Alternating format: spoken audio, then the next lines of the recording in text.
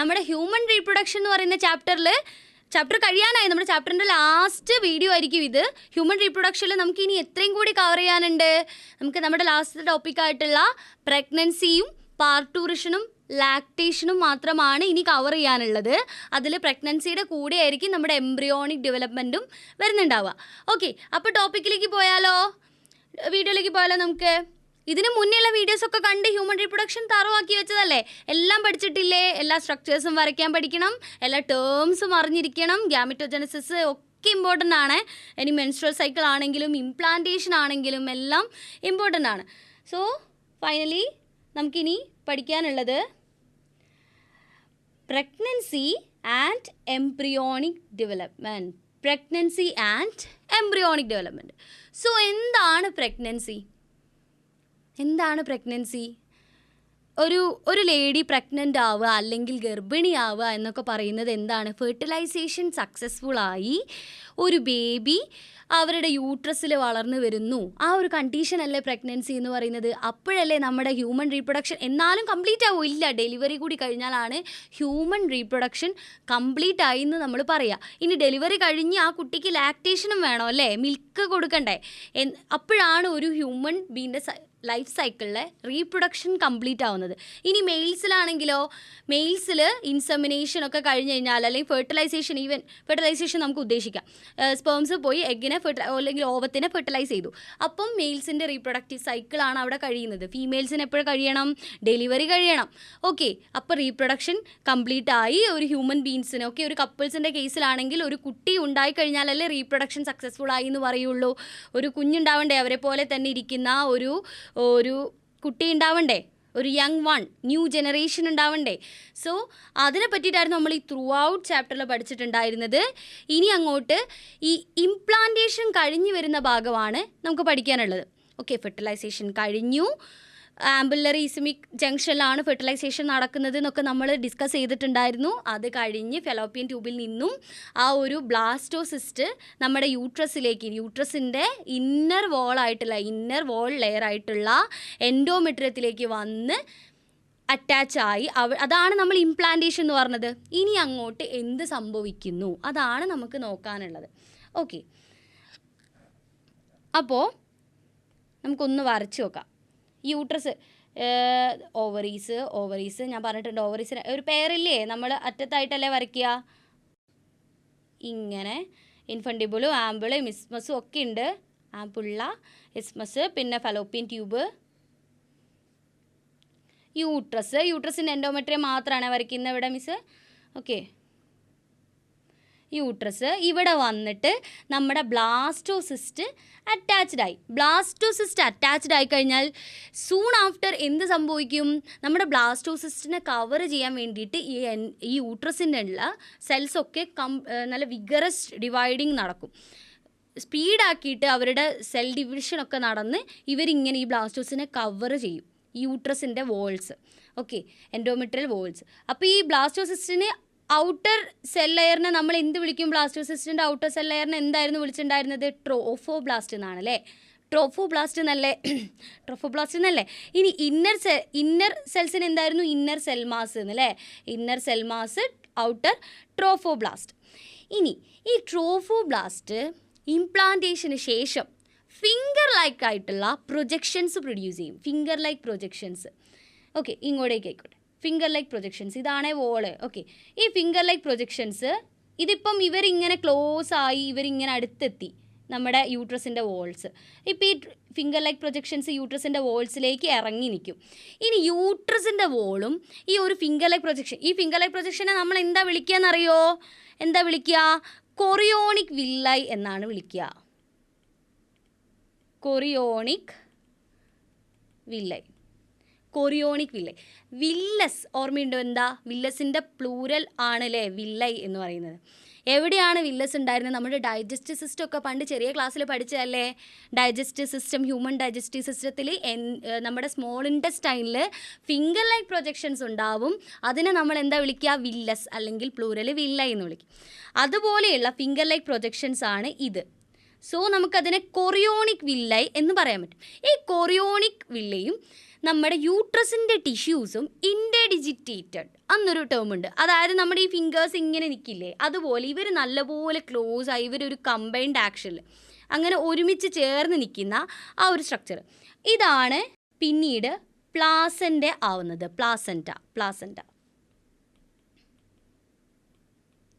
Okay, ഇനി ഈ placenta എന്തിനാ ഈ കൊറിയോണിക് വില്ല എന്തിനാ? ഈ ബ്ലാസ്റ്റോസിസ്റ്റില്ലേ ഡെവലപ്പിംഗ് നമ്മുടെ എംബ്രിയോ തന്നെയാണല്ലോ ബ്ലാസ്റ്റോസിസ്റ്റ്, പിന്നെയാണല്ലോ എംബ്രിയോ ആണ്. സോ ഈ ഒരു എംബ്രിയോക്ക് ന്യൂട്രിയൻസ് ഒക്കെ കിട്ടണമെങ്കിൽ അമ്മയിൽ നിന്നും ന്യൂട്രിയൻസ് കിട്ടണ്ടേ? എവിടെ നിന്നാണ് കിട്ടുക? നമ്മുടെ യൂട്രസിൻ്റെ ടിഷ്യൂസിൽ നിന്നും. അപ്പോൾ ആ ന്യൂട്രിയൻസ് ഒക്കെ വലിച്ചെടുക്കാൻ വേണ്ടിയിട്ട് പ്ലാന്റ്സിന് വേരുണ്ടാവില്ലേ, അതുപോലെ പ്ലാന്റ്സിൻ്റെ വേര് എന്താ ചെയ്യുക? നമ്മുടെ സോയിലിലേക്ക് വേര് ഇറക്കി വെച്ചിട്ട് അതിൽ നിന്നും ന്യൂട്രിയൻസും വാട്ടറും ഒക്കെ അബ്സോർബ് ചെയ്തെടുക്കുക. അതുപോലെ ഈ എംബ്രിയോക്ക് നമ്മുടെ യൂട്രസിൻ്റെ ഉള്ളിലോട്ടേക്ക് കുറച്ച് ഫിംഗർ ലൈക്ക് പ്രൊജക്ഷൻ ആയിട്ടുള്ള വേര് പോലെയുള്ള കൊറിയോണിക് വില്ലൈസിനെ ഉള്ളോട്ടേക്ക് ആക്കി അവിടെ നിന്നും ന്യൂട്രിയൻസ് ഒക്കെ വലിച്ചെടുക്കണം. അപ്പം ഈ ഒരു ഭാഗം ഇപ്പം എന്തായി? പ്ലാസൻ്റ ആയില്ലേ?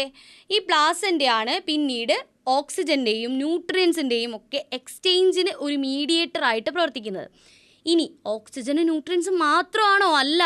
ഈ ഒരു എംബ്രിയോയിൽ നിന്നും വരുന്ന waste materials, carbon dioxide ഉണ്ടാവില്ലേ, വേറെ വേസ്റ്റ് മെറ്റീരിയൽസ് ഒക്കെ ഉണ്ടാവില്ലേ, അതൊക്കെ തിരിച്ചങ്ങോട്ടേക്കും ഈ അമ്മയുടെ ബോഡിയിലേക്കും പോകണം. എന്നിട്ട് അമ്മയുടെ ഡൈജസ്റ്റീവ് സിസ്റ്റം വഴിയാണ്, അല്ലെങ്കിൽ അമ്മയുടെ വേസ്റ്റ് റിമൂവൽ മെക്കാനിസംസ് വഴിയാണ് ആ വേസ്റ്റും പോകുന്നത്. നമ്മുടെ കാർബൺ ഡൈ ഓക്സൈഡ് നമുക്കൊരു മേജർ വേസ്റ്റ് ആയിട്ട് കൺസിഡർ ചെയ്യാം കേട്ടോ.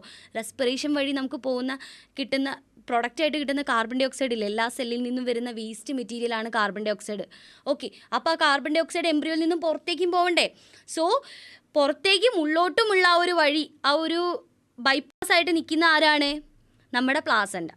ഓക്കെ, ഇനി എംബ്രിയോ ഡയറക്റ്റ്ലി പ്ലാസൻ്റയോ ആയിട്ട് എംബ്രിയോ ഡെവലപ്മെൻറ്റ് തുടങ്ങിക്കഴിഞ്ഞ് ഫീറ്റസ് ആവുമ്പോൾ ഡയറക്റ്റ്ലി പ്ലാസൻ്റ ആയിട്ട് കോണ്ടാക്റ്റ് ഉണ്ടാവില്ല. പ്ലാസൻ്റ എംബ്രിയോ ആയിട്ടുള്ള കോണ്ടാക്റ്റ് മെയിൻറ്റെയിൻ ചെയ്യുന്നത് അംബലിക്കൽ കോഡ് വഴിയാണ്, പൊക്കിൾ കൊടി വഴിയാണ്. ഓക്കെ, ഇനി നമുക്ക് നോക്കാം. ഇതാണ് നമ്മുടെ ഇംപ്ലാന്റേഷൻ കഴിഞ്ഞിട്ടുള്ളത്. നമ്മുടെ എൻഡോമെട്രിയൽ ലൈനിങ് ആണ് ഇത് എന്ന് വിചാരിക്കുക. ഓക്കെ, അപ്പോൾ ഇതാണ് നമ്മുടെ ബ്ലാസ്റ്റോസിസ്റ്റ്. ബ്ലാസ്റ്റോസിസ്റ്റിൽ ഈ ഔട്ടർ മെംബ്രെയിൻ എന്തായിരുന്നു? ട്രോഫോബ്ലാസ്റ്റ്. ഇനി ഇതെന്തായിരുന്നു? Inner cell mass. Okay, implantation കഴിഞ്ഞു. അടുത്തത് ഇവിടെ ഡെവലപ്പ് ആവുന്ന കൊറിയോണിക് വില്ല ഡെവലപ്പ് ആവുന്ന കണ്ടേതാ? ഇതാണ് നമ്മുടെ കൊറിയോണിക് വില്ലൈ. നിങ്ങൾക്ക് കാണാൻ പറ്റുന്നില്ലേ? കണ്ടോ, ഫിംഗർ ലൈക്ക് പ്രൊജക്ഷൻസ് അല്ലേ കൊറിയോണിക് വില്ലൈ? ഇതാണ് കൊറിയോണിക് വില്ലൈ. ഇനി ശ്രദ്ധിക്കണം, ഇവിടേക്ക് ഡെവലപ്പിംഗ് എംബ്രിയോക്ക് ബ്ലഡ് വെസൽസ്, ബ്ലഡ് സപ്ലൈ വേണ്ടേ? അപ്പം ഈ ബ്ലഡിലൂടെ എല്ലായിടം ഓക്സിജനും ന്യൂട്രിയൻസും ഒക്കെ കയറുന്നതും പോകുന്നതും ഒക്കെ. സോ ഈ ഒരു ബ്ലഡ് സപ്ലൈ കൊടുക്കാൻ വേണ്ടിയിട്ട് നമുക്ക് ബ്ലഡ് വെസൽസും ആർട്ടറീസും വെയിൻസും ഒക്കെ കാണാൻ പറ്റും കേട്ടോ, ഈ ഒരു കൊറിയോണിക് വില്ലയിലും അതുപോലെ തന്നെ പ്ലാസൻ്റയിലും. സോ അപ്പോൾ ഈ ഒരു ഭാഗം, ഈ ഒരു മുറിച്ച് വെച്ച പോലെയുള്ള ഈ ഒരു ഭാഗമല്ലേ, ഇതല്ലേ നമ്മളിവിടെ സൂം ഔട്ട് ആക്കി കാണിച്ചേക്കുന്നത്. അപ്പോൾ ഈ ഒരു ഭാഗം എന്താണ്? പ്ലാസൻ്റ. ഓക്കെ, നമ്മൾ പറഞ്ഞതാണ്. അപ്പോൾ ഈ ഡെവലപ്പ് ചെയ്യുന്നത് എന്താ? ഫീറ്റസ്. ഇതാണ് നമ്മുടെ കുട്ടി. ഇനി കുട്ടിയിൽ നിന്നും ഈ പ്ലാസൻ്റയിലേക്ക് കണക്ട് ചെയ്യുന്ന ഒരു കോഡ് കണ്ടോ? ഇതാണ് അംബലിക്കൽ കോഡ്. നിങ്ങൾക്ക് കാണാൻ പറ്റുന്നില്ലേ? ഓക്കെ, അപ്പോൾ ഇതെന്താണ്? അമ്മയുടെ യൂട്രസ്. കണ്ടോ, ചെറിയ ഒരു യൂട്രസ് ആയിരുന്നു. ആ യൂട്രസിൽ വലുതായി സെൽസൊക്കെ ഡിവൈഡ് ചെയ്ത് ഒരു കുഞ്ഞിൻ്റെ സൈസിനനുസരിച്ച് മാറണ്ടേ? അങ്ങനെയാണ് ഈ സ്റ്റൊമക്കൊക്കെ വീർത്ത് വരുന്നത് കേട്ടോ. നിങ്ങൾക്കറിയുന്നല്ലേ? ഓക്കെ, ഇത് കണ്ടോ, ഡെവലപ്പിംഗ് എംബ്രിയോ ആണ് ഇത്. ഓക്കെ, ഇതാണ് നമ്മുടെ അംബിലിക്കൽ കോഡ്. അപ്പോൾ ഇതൊക്കെ എന്താണ്? ഫിംഗർ ലൈക്ക് പ്രൊജക്ഷൻസ്, നമ്മുടെ കൊറിയോണിക് വില്ലൈ. അപ്പോൾ ഇതെന്താണ്? പ്ലാസൻ്റ. ഇത് നമ്മൾ ടുഗെദർ പ്ലാസൻ്റൽ വില്ലൈ എന്നാണ് പറഞ്ഞിട്ടുള്ളത്. ആൻഡ് ഇതാണ് യൂട്രസിൻ്റെ ബാക്കി ക്യാവിറ്റി. ഓക്കെ, ഇനിയാണ് മറ്റൊരു ഇമ്പോർട്ടൻ്റ് കാര്യം. ഈ ഒരു പോർഷനിൽ തന്നെ നമ്മൾ കുറച്ചും കൂടി സ്ട്രെസ് ചെയ്തിട്ട് അതിൻ്റെ ഹോർമോൺസ്. നമ്മളെ ബോഡിയിൽ നമുക്ക് ഹോർമോൺസ് വേണം അല്ലേ? നമ്മൾ 10ാം ക്ലാസ്സിൽ chemical messages for homeostasis state syllabus ഈ ഹോർമോൺസിനെ പറ്റിയിട്ട് ഇങ്ങനെ ഒരു ചാപ്റ്റർ തന്നെ പഠിച്ചിട്ടുണ്ട്. കംപ്ലീറ്റ് ഹോർമോൺസ് മാത്രമുള്ള ഒരു ചാപ്റ്റർ. അത് വായിച്ചാൽ അറിയാം നമുക്ക് എന്തിനും ഹോർമോൺസ് വേണം. നമ്മൾ ഗ്ലൂക്കോസ് സ്റ്റോർ ചെയ്യാൻ ഹോർമോൺ വേണം, ഗ്ലൂക്കോസ് സ്റ്റോർ ചെയ്തോടത്ത് നിന്ന് തിരിച്ചെടുക്കാൻ ഹോർമോൺ വേണം, ഇനി മെറ്റബോളിക് ആക്ടിവിറ്റീസിന് ഹോർമോൺ വേണം, എനർജി ഉണ്ടാക്കാൻ ഹോർമോൺ വേണം, പിന്നെ സെക്ഷൽ സൈക്കിൾ മെയിൻറ്റെയിൻ ചെയ്യാൻ വേണ്ടിയിട്ട് ഹോർമോൺ വേണം, മെൻസ്ട്രുവൽ സൈക്കിൾ മെയിൻറ്റെയിൻ ചെയ്യാൻ ഹോർമോൺ വേണം, എല്ലാത്തിനും ഹോർമോൺ വേണം. വേണ്ടേ? ഈ നമ്മുടെ ഗൊണാഡ്സ് ഉണ്ടാക്കുന്ന ഹോർമോൺസ് ഇല്ലേ, നമ്മുടെ ടെസ്റ്റോസ്റ്റിറോണ്, അതുപോലെ തന്നെ ഈസ്ട്രജൻ, പ്രൊജസ്ട്രോണ്, ഇതൊക്കെ നമ്മുടെ ഗൊണാഡ്സ്, ടെസ്റ്റിസും ഓവറിയും ഉണ്ടാക്കുന്ന ഹോർമോൺസ് അല്ലേ. അപ്പോൾ എല്ലാത്തിനും ഹോർമോൺസ് വേണം. ഇനി പ്രഗ്നൻസിക്കും ഹോർമോൺ വേണം. പ്രഗ്നൻസിക്കുള്ള ഹോർമോൺ അപ്പോൾ ആരിൽ മാത്രമേ ഉണ്ടാവുള്ളൂ? ഒരു പ്രഗ്നൻറ്റ് ലേഡിയിൽ മാത്രമേ ഉണ്ടാവുള്ളൂ. പ്രഗ്നൻസി ഉള്ളപ്പോൾ ഉള്ള ഹോർമോൺസ്, പ്രഗ്നൻറ്റ് ലേഡിയിൽ മാത്രം ഉണ്ടാകുന്ന ഹോർമോൺസ്. അപ്പോൾ പ്രഗ്നൻറ്റ് ലേഡിയിൽ മാത്രം ഉണ്ടാകുന്ന ചില സ്ട്രക്ചേഴ്സ് ഉണ്ടാക്കുന്ന ഹോർമോൺസ് ആയിരിക്കില്ലേ ഇത്? ഇപ്പോൾ നമ്മൾ പ്രഗ്നൻറ്റ് ലേഡിയിൽ മാത്രം കാണുന്ന ചില സ്ട്രക്ചേഴ്സ് എന്താ ഇപ്പോൾ പറഞ്ഞത്? യൂട്രസിനകത്ത് ഇംപ്ലാന്റേഷൻ കഴിഞ്ഞ് ബ്ലാസ്റ്റോസിസ്റ്റിൽ നിന്നും ട്രോഫോബ്ലാസ്റ്റിൽ നിന്നും ഫിംഗർ ലൈക്ക് പ്രൊജക്ഷൻസ് ഉണ്ടാവുന്നു, അവരെ നമ്മൾ കൊറിയോണിക് വില്ല എന്ന് പറയുന്നു. അപ്പോൾ അതൊക്കെ ഒരു പ്രഗ്നൻറ്റ് ലേഡിയിൽ മാത്രം ഉണ്ടാവുന്ന സ്ട്രക്ചേഴ്സ് അല്ലേ? അവർ ചില ഹോർമോണിനെ ഉണ്ടാക്കുന്നു. അവിടെയാണ് നമുക്ക് പഠിക്കാനുള്ളത്. ഇവിടെ നോക്കിക്കേ, human chorionic gonadotropin. Human chorionic gonadotropin നമുക്ക് എഴുതാം. Human chorionic gonadotropin. ഗൊണാഡോട്രോപ്പിൻ ആലോചിക്കണം. എന്താ ഈ ഗൊണാഡ്സ് എന്ന് പറഞ്ഞാൽ എന്തുമായിട്ട് റിലേറ്റഡ് ആയിട്ടുള്ള ടേം ആയിരുന്നു? നമ്മുടെ സെക്സ് ഓർഗാൻസ് അല്ലെങ്കിൽ നമ്മുടെ ടെസ്റ്റിസ്, ഓവറി, ഇതൊക്കെ ആയിട്ട് ബന്ധപ്പെട്ടായിട്ടുള്ള ടേംസ് ആയിരുന്നു ഗൊണാഡ്സ് എന്ന് പറയുന്നത്. സോ ഗൊണാഡ്സ് ഏതൊക്കെയാണ്? ടെസ്റ്റിസും ഓവറിയും. Testis in males and ovaries in females. So here this gonad representing the ovary. Ovary in females. ഫീമെയിൽസിലുള്ള ഓവറീസിനെയാണ് ഈ ഗൊണാഡ്സ് എന്നുകൊണ്ട് അർത്ഥമാകുന്നത്. Human chorionic gonadotropin. Chorionic villi അതുണ്ടാക്കുന്ന, നമ്മുടെ കൊറിയോണിക് വില്ലേ സെക്രീറ്റ് ചെയ്യുന്ന ഹോർമോൺസിലാണ് ഹ്യൂമൺ കൊറിയോണിക് ഗൊണാഡോട്രോപ്പിൻ. ഓക്കെ, അപ്പം നമ്മുടെ ഈ ഒരു പ്ലാസൻഡ ഇപ്പോൾ എന്തായിട്ട് ആക്ട് ചെയ്യാണ്? ഒരു എൻഡോക്രൈൻ ഗ്ലാൻഡ് ആയിട്ട് ആക്ട് ചെയ്യാണ്. So what is endocrine gland? The gland which produce hormones, chemical substances ആയിട്ടുള്ള ഹോർമോൺസിനെ സെക്രീറ്റ് ചെയ്യാൻ പറ്റുന്ന ഗ്ലാൻസിനെയാണ് നമ്മൾ എൻഡോക്രൈൻ ഗ്ലാൻസ് എന്ന് പറയുന്നത്. അല്ലെങ്കിൽ ആ ഒരു ഓർഗാൻസിനാണ് നമ്മൾ എൻഡോക്രൈൻ ഗ്ലാൻസ് എന്ന് പറയുന്നത്. ഓക്കെ, അപ്പോൾ നമ്മളിപ്പം നമ്മുടെ പ്ലാസൻഡ ഒരു ഗ്ലാൻഡായിട്ട്, ഒരു എൻഡോക്രൈൻ ഗ്ലാൻഡായിട്ട് ആക്ട് ചെയ്യുന്നു. ഹ്യൂമൺ കൊറിയോണിക് ഗൊണാഡോട്രോപ്പിനെ സെക്രീറ്റ് ചെയ്യുന്നു. ഇനി ഇവിടെ പ്ലാസൻഡ ഗ്ലാൻഡായിട്ട് ആക്ട് ചെയ്യുന്നു എന്ന് പറഞ്ഞല്ലോ. Human placental lactogen. Human placental Lactogen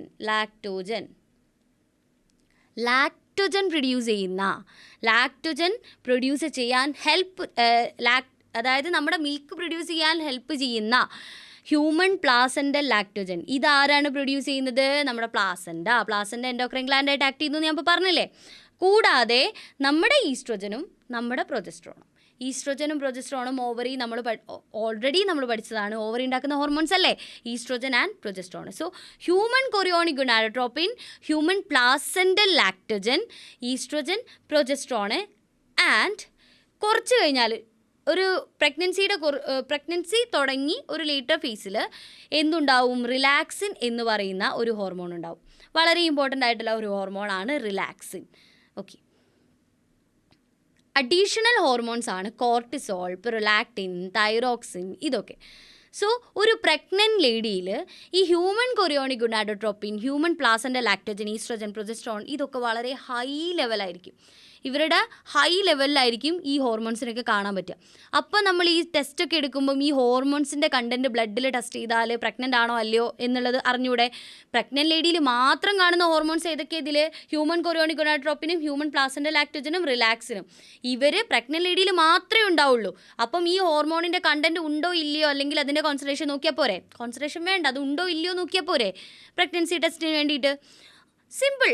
ഈസ്ട്രോജനും പ്രൊജസ്ട്രോണും നമുക്ക് നോക്കാൻ പാടില്ല. കാരണം എന്താണ്? ഒരു നോർമൽ ഫീമെയിലിൽ ഈസ്ട്രോജൻ പ്രൊജസ്ട്രോണും ഒക്കെ ഉണ്ടാവും. മെൻസ്ട്രുവൽ സൈക്കിളൊക്കെ മെയിൻറ്റെയിൻ ചെയ്യാൻ വേണ്ടിയിട്ട് ഈസ്ട്രോജനും പ്രൊജസ്ട്രോണും ആവശ്യമാണല്ലോ. അല്ലാതെ കോർട്ടിസോളും പ്രൊലാക്റ്റിനും തൈറോക്സിനൊക്കെ മെയിലിലും ഉണ്ടാവില്ലേ?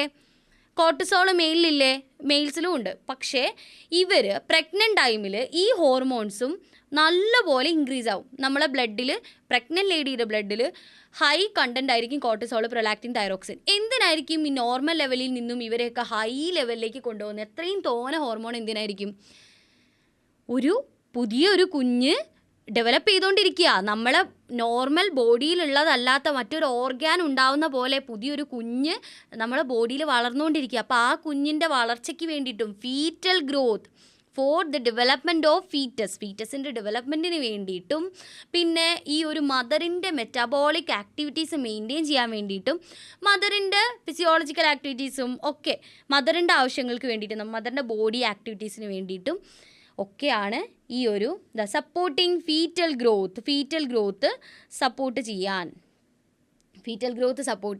മെറ്റബോളിക് ചേഞ്ചസ് ഇൻ മദറിൽ വരുന്ന ചേഞ്ചസ്, ഈ ഹോർമോൺസിൻ്റെ ഒക്കെ വേരിയേഷൻ കൊണ്ടാണ് ഓരോരുത്തരിലും ഫേസിൽ മാറ്റം വരും. ഈവൻ ചിലർ തടിക്കും, ഒട്ടുമിക്ക ആൾക്കാരും തടിക്കുമല്ലോ. ഹോർമോൺസ് കൂടുന്നത് കൊണ്ടാണ്, മാറ്റം വരുന്നത് കൊണ്ടാണ്, നമ്മുടെ മെറ്റബോളിക് ആക്ടിവിറ്റീസ് മാറുന്നത് കൊണ്ടാണ്. ആൻഡ് മെയിൻ്റനൻസ് ഓഫ് പ്രഗ്നൻസി, ഈ പ്രഗ്നൻസി മെയിൻറ്റെയിൻ ചെയ്തു പോകണ്ടേ? അതായത് അബോർഷൻ നടക്കാൻ പാടില്ല. ഈ കുഞ്ഞിനെ വളരാൻ ആവശ്യമായിട്ടുള്ള എല്ലാ കാര്യങ്ങളും നൽകണം. ഞാൻ വേറൊരു കാര്യം പറയട്ടെ, എത്രയൊക്കെ അമ്മമാർക്ക് കുഞ്ഞുങ്ങളോട് ഭയങ്കര സ്നേഹമായിരിക്കും അല്ലേ? ഒരു അമ്മ പ്രഗ്നൻ്റ് ആയിക്കഴിഞ്ഞാൽ വളരെ കെയർഫുള്ളായിട്ടായിരിക്കും ആ കുഞ്ഞിനെ നഷ്ടപ്പെടാതെ കുഞ്ഞിനെ കയ്യിലേക്ക് കിട്ടാൻ വേണ്ടിയിട്ട് പ്രാർത്ഥിച്ചിട്ടായിരിക്കും ആ ഒരു പ്രഗ്നൻസി ത്രൂ ഔട്ട്, ആ ഒരു gestation period through out maintain ചെയ്തുകൊണ്ട് പോവുക. പക്ഷേ നമ്മളെ ബോഡിയിൽ ആസ് ആൻ ആനിമൽ, നമ്മളൊരു ആനിമൽ ആണല്ലോ, നമ്മുടെ ബോഡി ഒരിക്കലും ഒരു പുറത്തു നിന്നുള്ള ഒരു മെറ്റീരിയലിനെയും ഒന്നിനെയും നമ്മളെ ബോഡി സപ്പോർട്ട് ചെയ്യാൻ വേണ്ടിയിട്ട് സപ്പോർട്ട് ചെയ്യൂല. ഇനിയിപ്പോൾ നമ്മളൊരു മുള്ള് കുത്തിക്കഴിഞ്ഞാലും നമ്മളത് പുറത്തേക്ക് എടുത്തിട്ടില്ലെങ്കിൽ 2-3 ദിവസം കഴിഞ്ഞാൽ അത് പഴുത്ത് നമ്മുടെ ആ ഒരു മുള്ളിനെ ബോഡി തന്നെ പുറത്തേക്ക് കളയാൻ നോക്കും. കണ്ണിൽ പൊടി വീണാൽ പെട്ടെന്ന് കണ്ണുനീര് വരുന്നില്ലേ? അതെന്തിനാ? ഈ ഒരു ഡസ്റ്റിനെ പുറത്തേക്ക് കളയാൻ വേണ്ടിയിട്ടാണ്. ഇനി മൂക്കിൽ പൊടി പോയാൽ നമ്മൾ തുമ്മുന്നില്ലേ? ആ ഒരു ഡസ്റ്റിനെ പുറത്തേക്ക് കളയാൻ വേണ്ടിയിട്ടാണ്. ഓക്കെ, എന്തുണ്ടെങ്കിലും ഇനിയിപ്പോൾ എന്തെങ്കിലും ഒരു അനാവശ്യമായിട്ടുള്ള കാര്യം നമ്മുടെ ബോഡിയിൽ ഡൈജസ്റ്റ് ഒന്നും ആവാത്തൊരു കാര്യം ബോഡിയിൽ എത്തിക്കഴിഞ്ഞാൽ നമ്മളെ ബോഡി അതിനെ എതിരെ റിയാക്ട് ചെയ്യും. ഓക്കെ, അതുപോലെയാണ് പ്രഗ്നൻസി ടൈമിലും. തുടക്കകാലത്തൊക്കെ ഈ മദേഴ്സിന് വോമിറ്റിംഗ് ഉണ്ടാവും, തലകറക്കം ഉണ്ടാവും. അതൊക്കെ നമ്മുടെ ബോഡി അതിനെതിരെ റിയാക്ട് ചെയ്യുകയാണ്. മാക്സിമം ഈ ഒരു സാധനം പുറത്ത് കളയാനാണ് നോക്കുക. പക്ഷേ കുറച്ചങ്ങോട്ട് കഴിയുമ്പോൾ നമ്മളെ ബോഡീൻ്റെ ഹോർമോൺസ് ഒക്കെ മാറി നമ്മളതിനെ സപ്പോർട്ട് ചെയ്യാൻ തുടങ്ങും. ഓക്കെ, അപ്പോൾ ഈ ഒരു പ്രഗ്നൻസി മെയിൻറ്റെയിൻ ചെയ്യാൻ വേണ്ടിയിട്ട് നമ്മളെ ബോഡി തന്നെ എക്സ്ട്രാ എഫേർട്ട് എടുക്കണം. ഓക്കെ, പിന്നെയാണെങ്കിലോ അവിടെ ഒരു മദറും ഫീറ്റസും തമ്മിലുള്ളൊരു കോമ്പറ്റീഷനും നടക്കും. ഫീറ്റസിന് ന്യൂട്രിയൻസ് മുഴുവൻ കൊടുത്തു കഴിഞ്ഞാൽ അമ്മയുടെ ഹെൽത്ത് പോവും. അമ്മയ്ക്ക് വേണമെങ്കിൽ മരണം വരെ സംഭവിക്കാൻ പറ്റും. അമ്മ മുഴുവൻ ന്യൂട്രിയൻസ് എടുത്ത് കുട്ടിക്ക് കൊടുത്തിട്ടില്ലെങ്കിലോ അത് കുട്ടിയുടെ ഹെൽത്തിനെ എഫക്റ്റ് ചെയ്യും. പക്ഷേ ഇവരുടെ ഈ ഒരു കോമ്പറ്റീഷൻ ന്യൂട്രലൈസ് ചെയ്തിട്ട് രണ്ടുപേരും ഒരുപോലെ അങ്ങോട്ടും ഇങ്ങോട്ടും വിട്ടുവീഴ്ച ചെയ്ത് നിന്നാലേ രണ്ടുപേർക്കും ഹെൽത്തി ആയിട്ടൊരു ഡെലിവറിയൊക്കെ പോസിബിൾ ആവുള്ളൂ. അപ്പം ഈ സുഖപ്രസവം അല്ലെങ്കിൽ നല്ല ഹെൽത്തി ഡെലിവറി എന്നൊക്കെ പറയുമ്പോഴും ഇതൊക്കെ എന്ന് പറയുന്നത് എല്ലാം നമ്മൾ ഓരോന്നോരോ കോയിൻസിഡൻസ് ആയിട്ടും ഓരോ ഭാഗ്യമായിട്ടും ഒക്കെ കാണുന്നത് അതുകൊണ്ടാണ്. ഓക്കെ, എല്ലാം ഒരുപോലെ നടക്കണം. ഹോർമോൺ എന്തെങ്കിലും ചേഞ്ച് വന്നാൽ പ്രശ്നമാവും. ഇനി ഈ ന്യൂട്രിയൻസിൻ്റെ അപ്ടേക്കിങ്ങിന് എന്തെങ്കിലും ചേഞ്ച് വന്നാൽ പ്രശ്നമാവും. നമ്മൾ മനസ്സുകൊണ്ട് ആഗ്രഹിച്ചാൽ മാത്രം പോരാ, നമ്മളെ ബോഡിയും കൂടി അതിനു വേണ്ടി കൂടെ നിൽക്കണം. സോ അത്രയേ ഉള്ളൂ. ഓക്കെ, അടുത്തതായിട്ട് എന്താ പഠിക്കാനുള്ളത്? ഹ്യൂമൻ എംബ്രിയോണിക് ഡെവലപ്മെൻ്റ് ആണ്. എംബ്രിയോ ഡെവലപ്പ് ആവണ്ടേ? ഓക്കെ, ഇംപ്ലാന്റേഷൻ കഴിഞ്ഞിട്ട് എംബ്രിയോൻ്റെ ഡെവലപ്മെൻറ്റ് സ്റ്റേജാണ് പറയാൻ പോകുന്നത്. സോ ഇവിടെ നോക്കിക്കേ, fertilised egg or simply we can say zygote. ഈ ഒരു സൈഗോട്ടിൻ്റെ നിങ്ങൾ പറഞ്ഞേ അത് ഹാപ്ലോയിഡ് ആണോ ഡിപ്ലോയിഡ് ആണോ? അതായത് N ആണോ 2N ആണോ? ഒന്ന് ആലോചിച്ചേ. ഹാപ്ലോയിഡ് ആണോ ഡിപ്ലോയിഡ് ആണോ? അല്ലെങ്കിൽ N ആണോ 2N ആണോ? എന്താ ഈ ഹാപ്ലോയിഡ് എന്താ ഡിപ്ലോയിഡ് എന്നൊന്നും അറിയില്ലെങ്കിൽ നമ്മൾ എന്ത് ചെയ്യണം? സ്റ്റെപ്പ് ബാക്ക് ചെയ്യണം. നമ്മുടെ എത്രാമത്തെയാണ്? നമ്മുടെ 2ാമത്തെ വീഡിയോ അല്ലേ, ഹ്യൂമൻ റീപ്രൊഡക്ഷൻ 2ാമത്തെ വീഡിയോ എടുത്ത് നോക്കണേ. എന്താണ്? 2N ആണ് അല്ലേ? ചിലർ റൈറ്റ് ആയിട്ട് ഗസ് ചെയ്തല്ലോ. 2N ആണ്. തെറ്റിയാലും സാരമില്ല, നമുക്ക് പോയി ഇങ്ങോട്ട് പഠിച്ചാലും മതിയല്ലോ. 2N ആണ്. കാരണം എന്താ? സ്പേമിൻ്റെ എന്നും ഓവത്തിൻ്റെ എന്നും കൂടി ചേർന്നിട്ട് സൈഗോട്ടിന് എന്താ 2N ആണ്. സോ അടുത്തത് എന്താണ്? സെൽ ഡിവിഷൻ അല്ലേ? 2 4 ആവും, 4 8 ആവും, 8 16 ആവും, 16 32 ആവും, അങ്ങനെയല്ലേ സെൽ ഡിവിഷൻ പോകുന്നത്. അതിൽ 8 മുതൽ 16 വരെയുള്ള സെല്ലിൻ്റെ സ്റ്റേജിനെ നമ്മൾ എന്ത് വിളിക്കും? നമ്മൾ മോറുല എന്ന് വിളിക്കും. ആൻഡ് ബ്ലാസ്റ്റർ ഒന്നും നിങ്ങൾക്ക് പഠിക്കാനില്ല. പിന്നെ ബ്ലാസ്റ്റോസിസ്റ്റിലേക്ക് പോവാണ്. ഔട്ടർ ട്രോഫോബ്ലാസ്റ്റ്, ഇന്നർ സെൽമാസ് ഒക്കെയുള്ള ബ്ലാസ്റ്റോസിസ്റ്റ്. ഓക്കെ, അത് കഴിഞ്ഞാൽ പിന്നെ നിങ്ങൾക്ക് പഠിക്കാനുള്ളതാണ് ഈ ഒരു എംബ്രിയോൻ്റെ ഡെവലപ്മെൻറ്റിൽ 3 ലെയർ ആവും. Outer layer, inner layer, middle layer. Okay, outer ലെയറിനെ നമ്മൾ എക്ടോഡേം എന്ന് പറയും. Ectoderm, outer ectoderm, inner endoderm and middle mesoderm. Outer ectoderm, middle mesoderm, inner endoderm. ഇനി ഇത് നിങ്ങൾ വേറെ എവിടെയോ കേട്ടിട്ടില്ലേ ഈ എക്ടോഡേം, മീസോഡേം, എൻഡോഡേം എന്നുള്ളത്? എവിടെയാണ് കേട്ടത്? ഒന്ന് ആലോചിച്ച് നോക്കിക്കേ. നമ്മുടെ ഈ ബ്രെയിനിൻ്റെ ആ ഒരു പൊടി പിടിച്ചെടുക്കുന്നൊക്കെ തട്ടിക്കൊടന്ന് നോക്കിക്കേ. എക്സാമൊക്കെ കഴിഞ്ഞാൽ അവിടെ കെട്ടിക്കൊടുത്ത് ഒക്കെ പഠിച്ചതും കൂടി കെട്ടിക്കൊടുത്ത് പോരല്ലോ, നമ്മൾ മെമ്മറൈസ് ചെയ്യണ്ടേ? ഒന്ന് ആലോചിച്ച് നോക്കിയേ എവിടെയാണ് പഠിച്ചത്? Ectoderm, mesoderm, endoderm. ക്ലൂ തരാം, +1 പഠിച്ചത്. +1 ഒരു ചാപ്റ്ററിൽ നമ്മൾ ഓർഗാനിസത്തിൻ്റെ സിമ്മട്രി ഒക്കെ പഠിച്ചു കഴിഞ്ഞിട്ട് പിന്നീട് ഒരു എംബ്രിയോണിക് ഡെവലപ്മെൻറ്റ് പഠിക്കുന്നുണ്ട്. അതിൽ 2 തരം ഓർഗാനിസം ഉണ്ടെന്ന് നമ്മൾ എടുത്ത് പറയുന്നുണ്ട്. Diploblastic and triploblastic organism. ഇനിയും ഓർമ്മ വന്നിട്ടില്ലെങ്കിൽ, ഓ മൈ ഗോഡ്, ഞാനൊരു ചിത്രം ആഡ് ചെയ്യാൻ വിട്ടുപോയി, സാരമില്ല. ഡിപ്ലോബ്ലാസ്റ്റിക്, ട്രിപ്ലോബ്ലാസ്റ്റിക് എന്നൊക്കെ പറഞ്ഞിട്ട് 2 സ്റ്റേജസ് ഉണ്ടായിരുന്നു. ഓർക്കുന്നുണ്ടോ? നമ്മളൊരു ചിത്രമൊക്കെ വെച്ചിട്ട് അതിൽ ഡിപ്ലോബ്ലാസ്റ്റിക് എന്ന് പറഞ്ഞാൽ എക്ടോഡേം, എൻഡോഡേം മാത്രമേ ഉണ്ടാവുള്ളൂ. Triploblastic ectoderm, mesoderm, endoderm. അതിൽ ഹ്യൂമൻസ് ഒക്കെ ഇതിൽ പെടുന്നതാണ്. ഹയർ ആനിമൽസ് ഒക്കെ ഈ ട്രിപ്ലോബ്ലാസ്റ്റിക് ആണ്. എക്ടോഡേം, മീസോഡേം, എൻഡോഡേം വേണം. കിട്ടിയില്ലേ? ഓക്കെ, എക്ടോഡേം ഇതാ പുറത്തുള്ള എക്ടോഡേം, എൻഡോഡേം, ഇവിടെ മീസോഡേം കുറച്ച് കഴിഞ്ഞിട്ടാണ് ഡെവലപ്പ് ആവുന്നത് കേട്ടോ. എക്ടോഡേം ഇതാണ് മീസോഡേം എന്ന് വിചാരിച്ചോളി, അല്ലെങ്കിൽ ഇതിൽ അടയാളപ്പെടുത്തിയില്ല എന്ന് വിചാരിച്ചോളി. നമുക്ക് വേറെ നോക്കാം, ചിത്രം ഉണ്ടാവും, ഇല്ല. Okay, ectoderm, mesoderm, endoderm. ഇനി ഇവരാണ് ഈ ഒരു എക്ടോഡേമും മീസോഡേമും എൻഡോഡേമും ടുഗെദർ ആണ് നമ്മുടെ ഒരു ഫീറ്റസിൻ്റെ എൻറ്റയർ സെൽസിനെ ഉണ്ടാക്കുന്നത്. എല്ലാ ഓർഗൻസും ഓർഗാൻ സിസ്റ്റമും എല്ലാ ടിഷ്യൂസും ഒക്കെ ഉണ്ടാക്കുന്നത് ഈ 3 സെൽസും കൂടി ടുഗെദറാണ്. അതിൽ തന്നെ നമ്മൾ ഈ എൻഡോഡേമിൽ ഒരു സ്പെഷ്യലൈസ്ഡ് ഇന്നർ ലെയർ ആണല്ലോ. എൻഡോഡേമാണ് നമ്മുടെ ഓർഗൻസിൻ്റെ ഒക്കെ ഇന്നർ വാൾസ് ഫോം ചെയ്യുക എന്നുള്ളത് നിങ്ങൾക്ക് ഏകദേശം അറിയാലോ. ഇപ്പോൾ ഫസ്റ്റത്തെ +1 പോയതുകൊണ്ട് നിങ്ങൾക്ക് ഏകദേശം ഒക്കെ ഓർമ്മ വന്നിട്ടുണ്ടോ? അതിൽ നമ്മൾ എൻഡോഡേമിൽ നമുക്ക് സ്പെഷ്യലൈസ്ഡ് ആയിട്ടുള്ള കുറച്ച് സെൽസിനെ കാണാൻ പറ്റും. അവരെ നമ്മൾക്ക് എന്ത് വിളിക്കാൻ പറ്റുമെന്ന് അറിയോ? സ്റ്റെം സെൽസ് എന്ന് പറയാം. Stem cells. What are stem cells? നിങ്ങൾ ഫസ്റ്റ് ടൈം കേൾക്കുവാണോ സ്റ്റെം സെൽസ് എന്ന് പറഞ്ഞാൽ? സ്റ്റെം സെൽസിന് എബിലിറ്റി ഉണ്ട്. എന്തിൻ്റെ ഒരു പ്രത്യേകതര സെല്ലാണ്, സ്പെഷ്യലൈസ്ഡ് സെൽസാണ് സ്റ്റെം സെൽസ്. നമ്മുടെ ബാക്കിയുള്ള സെൽസിനെ പോലെയല്ല. അവർക്ക് മറ്റുള്ള ഏത് സെല്ലിനെ പോലെയും ഡിഫറൻഷ്യേറ്റ് ചെയ്ത് ആവാൻ പറ്റും. ഡിഫറൻഷ്യേറ്റ് ചെയ്യുക എന്ന് പറഞ്ഞാൽ ഇപ്പം ഓക്കെ ഞാൻ പറഞ്ഞുതരാം. നമ്മൾ ഈ ഒരു സൈഗോട്ടായിട്ടുള്ള ഈ ഒരു സെല്ലിൽ നിന്നുമാണ് എൻറ്റയർ ഒരു കംപ്ലീറ്റ് ഒരു ഹ്യൂമൺ ഉണ്ടാവുന്നത് അല്ലേ? അതിൽ ഹെയർസ് ഒരു സെല്ലാണ്, ഐസ് ഒരു തരം സെല്ലാണ്, ഈ സ്കിന്ന് ഒരു സെല്ലാണ്, ബോൺസ് ഒരു ടൈപ്പ് സെല്ലാണ് അല്ലേ? നമ്മുടെ സ്കിന്നിൻ്റെ പുറത്തുള്ള സെൽസൊക്കെ വേറെ, എല്ലാ സെൽസും വേറെ വേറെ അല്ലേ? ഇനി ബ്രെയിനിലുള്ളത് ന്യൂറോൺസ് ആണ്. ഓക്കെ, ഹാർട്ട് മസിൽസ് വേറെ സെല്ലാണ്. ഓക്കെ, അപ്പോൾ ഈ ഒരു സൈഗോട്ടിൽ നിന്നുമാണ് എൻറ്റയർ ഹ്യൂമൻ ബോഡി ഉണ്ടായിരിക്കുന്നത്. ഹ്യൂമൻ മാത്രമല്ല, ഏത് ഓർഗാനിസം ആണെങ്കിലും. അപ്പോൾ ഇവർക്ക് അതിനുള്ള എബിലിറ്റി ഉണ്ട്. ഈ ഒരു പ്രോസസ്സിനാണ് നമ്മൾ ഡിഫറൻസിയേഷൻ എന്ന് പറയുക. ഒരു സെല്ല് പലതരത്തിലാവാൻ പറ്റുക. ഇവരിപ്പം എംബ്രിയോ ആയിക്കോട്ടെ, എംബ്രിയോ ഒക്കെ യൂണിഫോം സെൽസാണ്. ഈ സെൽസൊക്കെ ഡിഫറൻഷ്യേറ്റ് ചെയ്യുകയാണ് പല ഡ്യൂട്ടിക്ക് വേണ്ടിയിട്ട്. ഓക്കെ, ഈ ഒരു സെറ്റ് നിങ്ങൾ സ്കിന്നിൻ്റെ സെൽ ഉണ്ടാക്കിക്കോ, എപ്പിത്തീലിയൽ സെൽസ് ഉണ്ടാക്കിക്കോ, നിങ്ങളൊരു ഗ്രൂപ്പ് ഓക്കെ നിങ്ങളൊക്കെ പോയി ന്യൂറോൺ ഉണ്ടാക്കിക്കോ എന്നുള്ള രീതിയിൽ അവർ ഡിഫറൻഷ്യേറ്റ് ചെയ്യുകയാണ് ചെയ്യുന്നത്. അതുപോലെ ഈ സ്റ്റെം സെൽസിന് ഏതൊരു സെല്ലിൻ്റെ രൂപത്തിലും മാറാൻ പറ്റും, ഏതൊരു സെല്ലാവാൻ പറ്റും. ഇതെന്തിനായിരിക്കും? ഇപ്പം നിങ്ങൾക്ക് കത്തിയോ, എന്തിനായിരിക്കും സ്റ്റെം സെല്ല്? എംബ്രിയോയിൽ എന്തിനായിരിക്കും? പുതിയ ഓർഗൻ സിസ്റ്റം ഒക്കെ ഉണ്ടാക്കാൻ വേണ്ടിയിട്ടാണ് സ്റ്റെം സെൽസ് ഉള്ളത് എംബ്രിയോയിൽ. ഇനി നമ്മളെ ബോഡിയിൽ സ്റ്റെം സെൽസ് ഉണ്ടോ? ഉണ്ട്. സ്റ്റെം സെൽസ് എംബ്രിയോണിക് സ്റ്റെം സെൽസും ഉണ്ട്, എംബ്രിയോണിക്കും ഉണ്ട്, അഡൾട്ട് സ്റ്റെം സെൽസും ഉണ്ട്. അഡൾട്ട് സ്റ്റെം സെൽസും ഉണ്ട്, എംബ്രിയോണിക് സ്റ്റെം സെൽസും ഉണ്ട്. എംബ്രിയോണിക് എന്ന് പറഞ്ഞാൽ എംബ്രിയോൻ്റെ ഡെവലപ്മെൻറ്റിന് വേണ്ടിയിട്ടുള്ള സ്റ്റെം സെൽസ് ആണ്. അഡൾട്ടിലാണെങ്കിലോ എന്തെങ്കിലുമൊക്കെ ഡാമേജ് വന്നു കഴിഞ്ഞാൽ അവിടെ പോയി പാച്ചപ്പ് ചെയ്യണ്ടേ, അതിന് വേണ്ടിയിട്ട്. അതിൽ നമുക്കിപ്പോൾ ഏറ്റവും കൂടുതൽ അറിയാവുന്ന ഒരു സ്റ്റെം സെൽ ഏതാണെന്ന് അറിയോ? നിങ്ങൾക്കും അറിയാം, ഞാൻ പറഞ്ഞു തന്നാൽ നിങ്ങൾക്ക് പെട്ടെന്ന് മനസ്സിലാവും.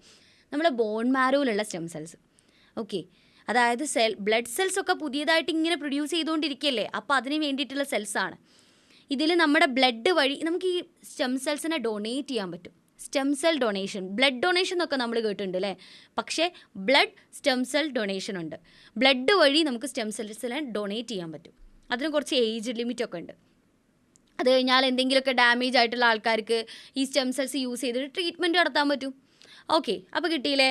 അതിനെപ്പറ്റി നിങ്ങൾക്ക് കൂടുതലൊന്നും പറയുന്നില്ല. ഈ ഒരു സ്റ്റെം സെൽസിനെ പറ്റിയിട്ട് നിങ്ങളുടെ ടെക്സ്റ്റിലൊന്നും മെൻഷൻ ചെയ്യുന്നേ ഉള്ളൂ. താല്പര്യമുള്ളവർക്ക് അതിനെപ്പറ്റി കൂടുതലായിട്ട് വായിക്കാനുള്ള ഓപ്ഷനും കൂടിയാണ് അവിടെ തരുന്നത്. നിങ്ങളുടെ ബുക്കിൻ്റെ ഏറ്റവും വലിയൊരു അടിപൊളി കാര്യം എന്താണെന്ന് വെച്ചാൽ, കണ്ണുള്ളപ്പോൾ അതിൻ്റെ വില മനസ്സിലാവില്ല അല്ലേ. നമുക്ക് ഇപ്പോൾ പഠിക്കുമ്പോൾ നമ്മൾ ഈ ബുക്കിൻ്റെ മഹത്വം നമുക്ക് മനസ്സിലാവില്ല. കുറച്ചും കൂടി ഹയർ സ്റ്റഡീസിൽ പോകുമ്പോൾ എത്രത്തോളം നല്ല ബേസ് ആയിരുന്നു ഈ NCERT തന്നിട്ടുണ്ടായിരുന്നു എന്നുള്ളത് നിങ്ങൾ പിന്നെ മനസ്സിലാക്കും. ഓക്കെ, അപ്പം നമുക്ക് വീണ്ടും തിരിച്ച് വന്ന് ഇത് വായിക്കാൻ തോന്നും. കാരണം അന്നപ്പോൾ ഇത് വായിക്കുമ്പോഴാണ് നിങ്ങൾക്ക് ഇതിൽ ഇത്രയൊക്കെ ഉണ്ടായിരുന്നില്ലേ എന്ന് മനസ്സിലാവുക. ഡിഗ്രി ലെവലായിക്കോട്ടെ, PG ലെവലായിക്കോട്ടെ, എല്ലാത്തിൻ്റെയും തുടക്ക സാധനം ഇതിൽ തന്നിട്ട് പോയിട്ടുണ്ട്. അവിടെയും ഇവിടെയായിട്ട് ഒന്ന് മെൻഷൻ ചെയ്തെങ്കിലും പോകും. അത് നമുക്ക് ആഗ്രഹമുള്ളവർക്ക് നല്ല തുറന്ന് വായിക്കാനുള്ളൊരു സ്കോപ്പും കൂടിയാണ് തരുന്നത്. ഓക്കെ, അപ്പോൾ നിങ്ങൾക്ക് ഇൻട്രസ്റ്റ് ഉള്ള ആൾക്കാരാണെങ്കിൽ നിങ്ങൾക്ക് ഇപ്പോഴേ വായിച്ചു തുടങ്ങാം. വായിച്ച് ഓരോ വേർഡിലും അതിൻ്റെ ഭാവിയിലേക്ക് നിങ്ങൾക്ക് ഇഷ്ടം പോലെ വായിക്കാനുള്ള സാധനങ്ങളുണ്ട്. ഇപ്പോൾ ഈ സ്റ്റെം സെല്ല് വെച്ചിട്ടുണ്ടെങ്കിൽ നമുക്ക് ഒരുപാട് പറയാനുണ്ടാവും. Stem cells. ഓക്കെ, ഇനി അതായത് ഈ സ്റ്റെം സെൽസ് ഉണ്ടോ, അതാ കാർഡിയാക് സെൽസ് ആവാം, എൻഡറോസിസ്റ്റ് ആവാം, ഇതൊക്കെ ഫാറ്റ് സെല്ലാവാം, ഇതൊക്കെ പലതരത്തിലുള്ള ന്യൂറോൺസ് ആവാം, blastocyst, epithelial cells, red blood cells, പലതരത്തിലുള്ള സ്റ്റെം സെൽസ് ആവും. ഓക്കെ, ഇനി നമുക്ക് പ്രഗ്നൻസി പീരീഡിൽ നമ്മുടെ ഈ ഒരു എംബ്രിയോ ഡെവലപ്പ് ആയല്ലോ, അത് കഴിഞ്ഞ് ഫീറ്റസിൻ്റെ ഗ്രോത്തിൻ്റെ സ്റ്റേജസ് ഒന്ന് നോക്കാം. അതായത് ഈ ഒരു കുട്ടിയുടെ വളർച്ചാ കാലഘട്ടങ്ങൾ, എംബ്രിയോയുടെ ഡെവലപ്മെൻറ്റൽ സ്റ്റേജസ്. ഓക്കെ, പ്രഗ്നൻസി നമ്മൾ പറയുകയാണെങ്കിൽ നമുക്ക് 3 ട്രൈമസ്റ്റർ ആയിട്ട് പറയാൻ പറ്റും. 3 ട്രൈമസ്റ്റേഴ്സ്. ഇത് ആദ്യം പറയുമ്പോൾ നിങ്ങൾ ട്രൈമസ്റ്റർ, ഓക്കെ, നമുക്ക് മന്ത് വെച്ച് പറയാനാലേ സുഖം, പക്ഷെ എന്നാലും നമുക്ക് അതിലേക്ക് കൺവേർട്ട് ചെയ്യാം, എളുപ്പമാണ് പറയാൻ വേണ്ടിയിട്ട്. എത്ര മാസമുണ്ട്? 10 മാസം എന്നാലേ നമ്മൾ പൊതുവേ പറയാം. ഓക്കെ, 10 months എന്ന് കൂട്ടിക്കോ, 10 months എന്ന് കൂട്ടിക്കോ, 10 മാസം.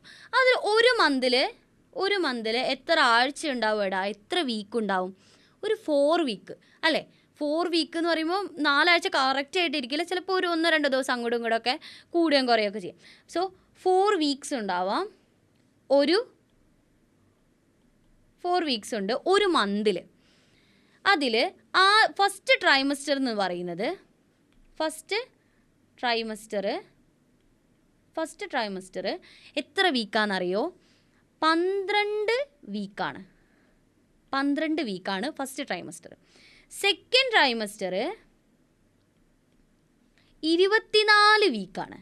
എത്ര വീക്കാണ്? 24 വീക്ക്.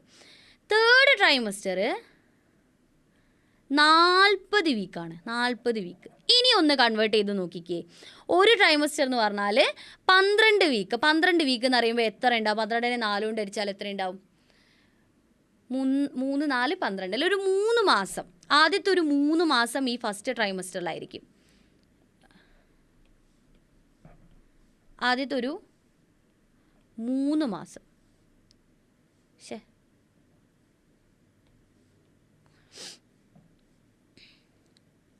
അടുത്തത് ഇനി ഈ സെക്കൻഡ് ട്രൈമസ്റ്റർ എന്ന് പറയുമ്പോൾ ഒരു 24 വീക്ക്. എത്ര ഉണ്ടാവുമെടാ? ഒരു 4, 24, 6 മാസം അല്ലേ? 6 മാസം. ഇനി തേർഡ് ട്രൈമസ്റ്ററോ 40 പറയുമ്പോൾ അരിക്കേണ്ട ആവശ്യമില്ല, 10 മാസം.